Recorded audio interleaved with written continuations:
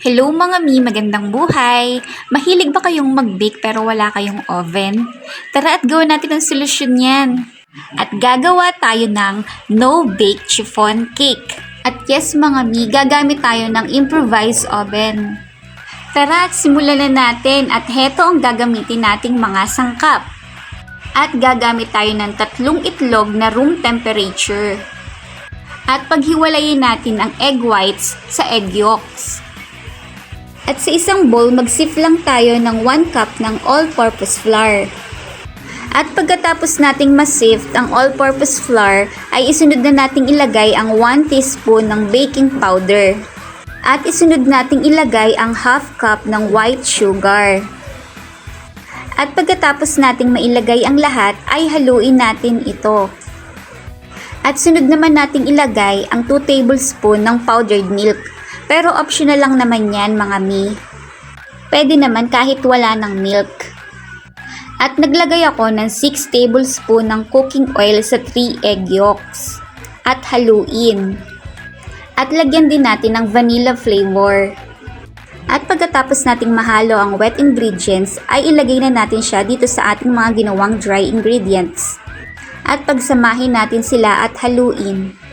At mag-add tayo ng 1/4 cup ng water.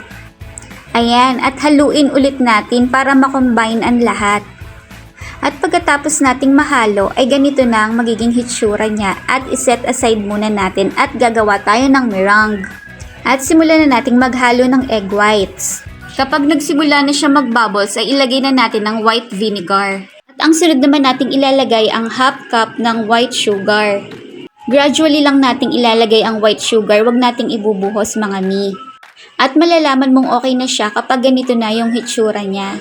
Kapag tinaob mo ay hindi na siya malalaglag. At mga mi, ito ang gagamitin nating improvised oven. Stainless na batya. At mag-preheat na tayo ng apoy into medium heat at takpan natin. At habang nagpipreheat tayo sa ating improvised oven, ay mag-mix na tayo ng ating butter. At simulan na nating mag-cut and fold. Huwag niyong ibubuhos lahat mga mi. Ginawa ko dyan mga 3 portion. Para hindi bumagsak ang ating cake. At simulan na nating mag-cut and fold. At mga mi, huwag din natin yung overmix. Kasi nagiging dahilan din ito ng pagbagsak ng ating cake.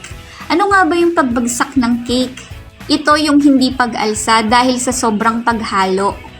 At nag-lightly grease lang ako sa pan na may sukat na 9 by 2 inches. At inilagay ko na ang ating butter. At pagkatapos kong ilagay ang butter, ay pinantay ko lang siya gamit ang kutsara. At itap lang natin siya 3 times to release air bubbles. At pwede na natin siyang isalang sa ating improvised oven.